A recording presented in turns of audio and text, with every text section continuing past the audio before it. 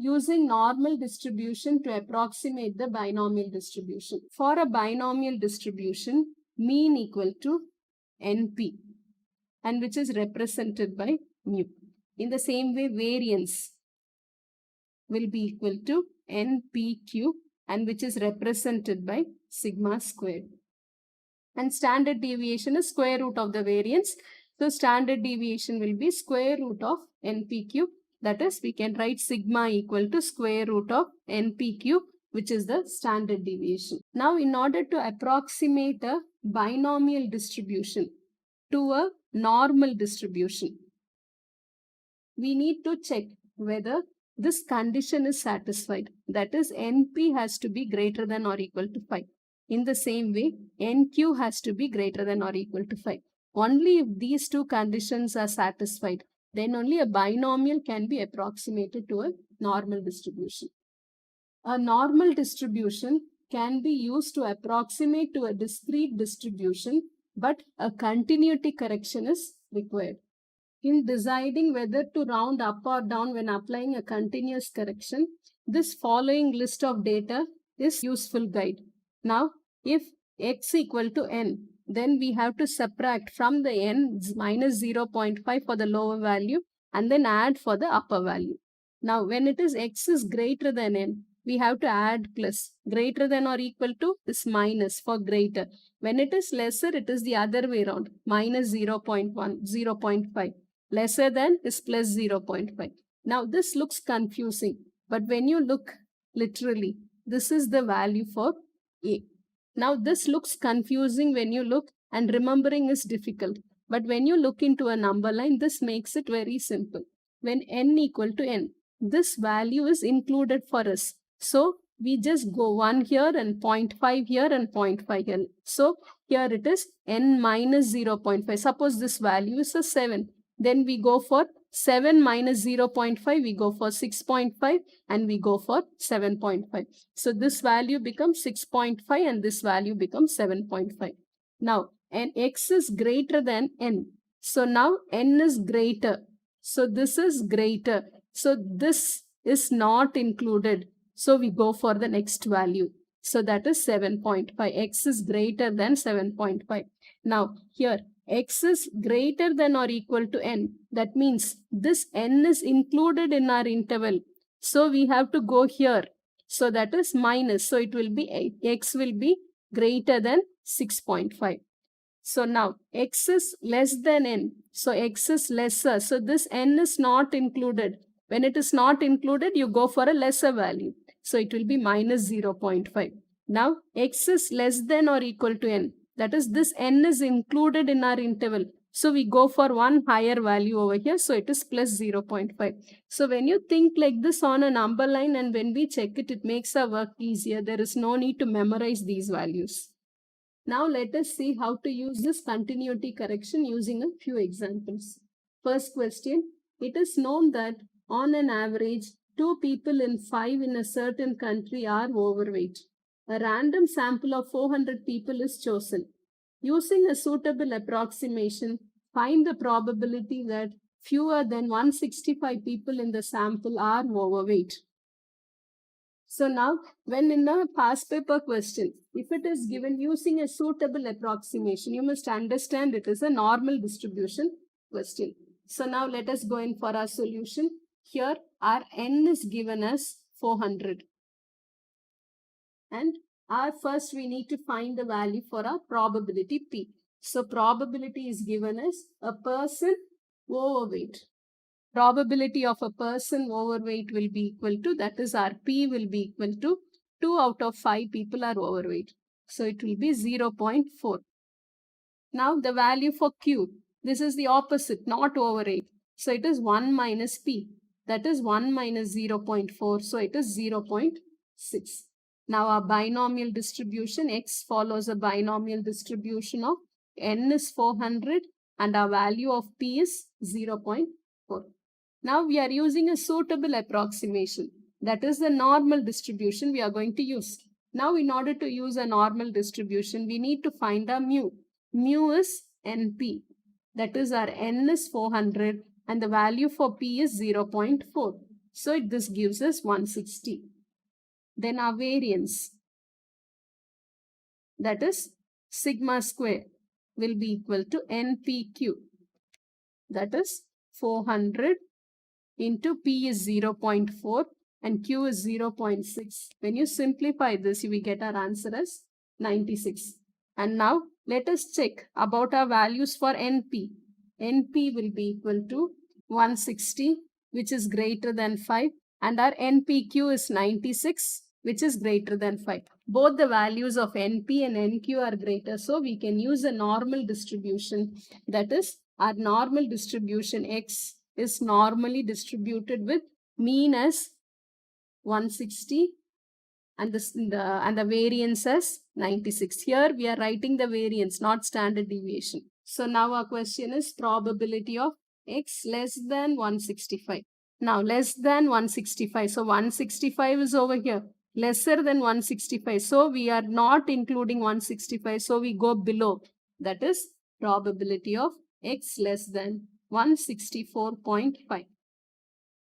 So now we standardize this. Now to standardize it, probability of Z less than 164.5 minus mu is 160 over sigma. That is square root of 96. So when we simplify it, it is probability of Z less than 0.4592. That is phi of 0.4592. So from the table, when we get our values as 0.6768. So always we write our answers to three significant figures. So it is 0.677, correct to three significant figures. A survey of adults in a certain large town found that 76% of the people wore a watch on their left wrist, 15% wore a watch on their right wrist, and 9% did not wear a watch. First one, a random sample of 14 adults was taken. Find the probability that more than 2 adults did not wear a watch. Second one, a random sample of 200 adults was taken. Use a suitable approximation. Find the probability that more than 155 wore a watch on their left wrist. See how to solve this question. Total number n is given as 14. Now the value for our p, that will be equal to 0.09. So automatically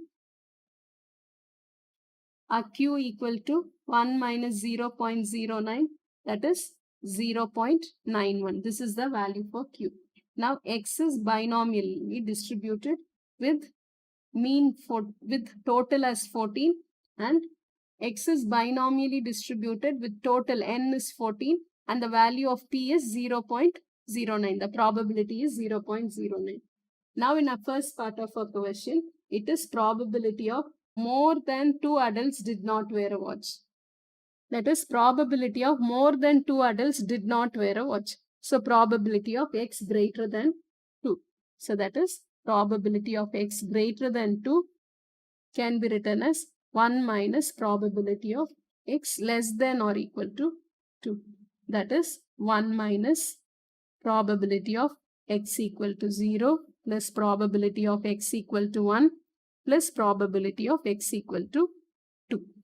So now since it's a binomial distribution, 1 minus NCR, that is 14C0, and our value for P is 0.09 to the power of 0 into 0.01 to the power of 14 plus 14C1 into 0.09 to the power of 1, 0.01 to the power of 13 plus 14C2, 0.09 to the power of 2, 0.01 to the power of.